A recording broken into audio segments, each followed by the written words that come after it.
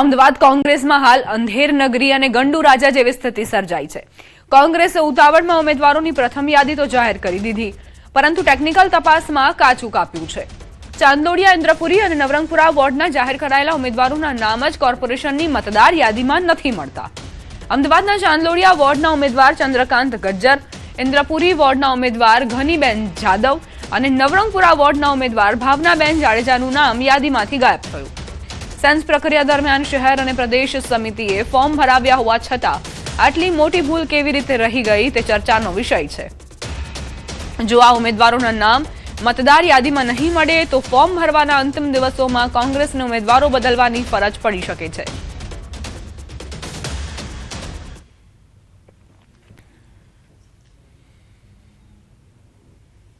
એક તો મને કોંગ્રેસ પક્ષે નવરંગપુરાની ઉમેદવાર તરીકે જાહેર કરી એનો મને બહુ આનંદ હતો અને એ પછી મેં મારી મતદાર યાદીમાં નામ જોયું તો વિધાનસભાની યાદીમાં મારું નામ આવી ગયું છે। ભાગ number, serial number, even polling સ્ટેશનનું નામ પણ એમાં આપી દીધું છે, પણ ખબર નથી કયા કારણોસર મારું ત્યાં મતદાર યાદીમાં નામ નથી દેખાતું, એટલે હું એ જોઈને બહુ હતાશ થઈ। સ્થાનિક સ્વરાજની ચૂંટણી નજીક આવતા રાજકારણમાં ગરમાવો વધ્યો છે અને પક્ષ પલટાની મોસમ જોરશોરથી ચાલી રહી છે। આ વખતે કોંગ્રેસમાં ભરતી મેળો શરૂ થયો છે। ભાજપના નેતાઓ એક પછી એક કોંગ્રેસમાં જોડાઈ રહ્યા છે। દાહોદ જિલ્લા પંચાયતના સભ્ય અને આદિવાસી આગેવાન મહેશ મચ્છારે ભાજપને અલવિદા કહી કોંગ્રેસમાં પ્રવેશ કર્યો। પ્રદેશ કોંગ્રેસ ઉપપ્રમુખ ડોક્ટર વિજય દવેની આગેવાનીમાં તેમણે કોંગ્રેસનો ખેસ ધારણ કર્યો। સાથે સાથે અન્ય આગેવાનો પણ ભાજપ છોડી કોંગ્રેસમાં જોડાયા।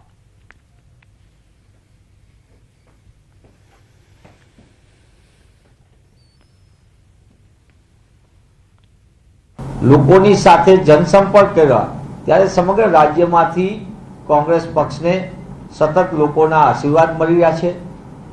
જુદા જુદા ક્ષેત્રમાં ભારતીય જનતા પાર્ટીના ભ્રષ્ટ શાસનના પાપે ગુજરાત અને ગુજરાતીઓ લૂંટાઈ રહ્યા છે, ત્યારે અનેક વિસ્તારના લોકો, આગેવાનો, સામાજિક, રાજકીય એ કોંગ્રેસ પક્ષમાં વિધિવત રીતે જોડાઈ રહ્યા છે।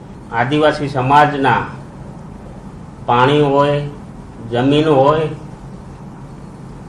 કે અન્ય પ્રશ્નો, એના ઉકેલ માટે,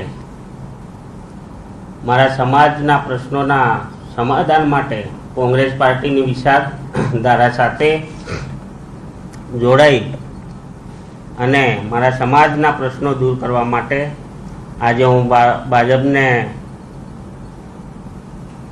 વિદાય આપી અને કોંગ્રેસની વિચારધારા સાથે જોડાયો છું।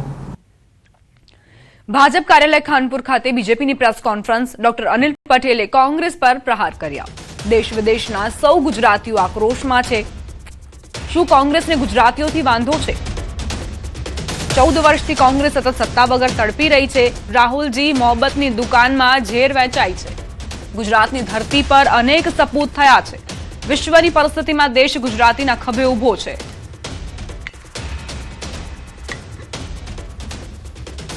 વિશ્વની જટિલ પરિસ્થિતિમાં આજે પણ દેશ મજબૂત પરિસ્થિતિમાં ઊભો છે। શું કોંગ્રેસથી આ સહન થતું નથી? જલ બિન મછલીની જેમ 2014 પછી સતત 11-12 વર્ષ સુધી સત્તા વિના તરફડતી કોંગ્રેસ આ જ પ્રકારનો વ્યવહાર કરે એમાં કોઈ અતિશયોક્તિ નથી। હત્યાના આરોપીના ટિકિટ આપવાનો મામલો, હિંમત અને હર્ષદ સોલંકી બીજેપીમાં જોડાયા। આ મુદ્દે ભાજપ પ્રવક્તા ડોક્ટર અનિલ પટેલનું નિવેદન, શહેર ભાજપ પાસે રિપોર્ટ મંગાવવામાં આવશે। રિપોર્ટના આધારે આગામી નિર્ણય કરાશે। જો શહેરનું જે સંગઠન છે, નેતૃત્વ, એની પાસેથી રિપોર્ટ લઈને ચોક્કસ આપની વાત પ્રદેશમાં પહોંચાડીશું। ગોપાલ ઇટાલિયાને લઈને ભાજપ પ્રવક્તાનું નિવેદન, ગુજરાતમાં કોઈ પણ ગુનેગારોને છોડવામાં નહીં આવે। રાજ્યમાં કોઈની નોટંકી ચલાવવામાં આવશે નહીં, યોગ્ય કાર્યવાહી કરાશે। જો ગુજરાતમાં કોઈ પણ વ્યક્તિ જે ગુનેગાર છે, પછી એ કોઈ રાજકીય પક્ષનો હોય, કોઈ ઇન્ડસ્ટ્રીયાલિસ્ટ હોય, કોઈ ઉદ્યોગપતિ હોય, કોઈ જાહેર જીવનમાં કામ કરતી વ્યક્તિ હોય, ગુજરાતની સરકાર ક્યારેય છોડતી નથી અને નૌટંકી બાજુને તો મારો સ્પષ્ટ જવાબ છે કે ગુજરાતની જનતા નૌટંકી ચલાવતી નથી. રાજકીય માહોલ વચ્ચે ભાજપ સહપ્રવક્તા હિમાલી બોઘાવાલાએ કોંગ્રેસના રાષ્ટ્રીય અધ્યક્ષના નિવેદન પર તીખી પ્રતિક્રિયા આપી. તેમણે ગાંધીના ગુજરાત પર આવા નિવેદનને અપમાનજનક, નિંદનીય અને દુર્ભાગ્યપૂર્ણ ગણાવ્યું. ભાજપે ખડગેના નિવેદનનો સખત શબ્દોમાં વિરોધ વ્યક્ત કર્યો. હિમાલી બોઘાવાલાએ પ્રધાનમંત્રી નરેન્દ્ર મોદીનું નેતૃત્વ વખાણતા જણાવ્યું કે તેમણે દેશને વૈશ્વિક સ્તરે નવી ઓળખ આપી છે અને યુવાનોને વિશ્વ મંચ પર આગળ વધાર્યા છે. ખડગે દ્વારા ગુજરાતીઓને અભણ કહેવું એ શરમજનક હોવાનું જણાવી તેમણે કોંગ્રેસને સવાલ કર્યો કે શું આવા નિવેદન યોગ્ય છે.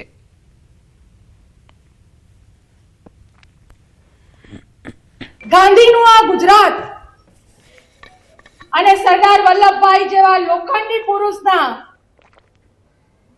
અમૂલ્ય યોગદાન તરફ વળેલું આ ગુજરાત પર જ્યારે ખડગેજીનું આ નિવેદનને ભારતીય જનતા પક્ષ એને સખત શબ્દોમાં વખોડે છે.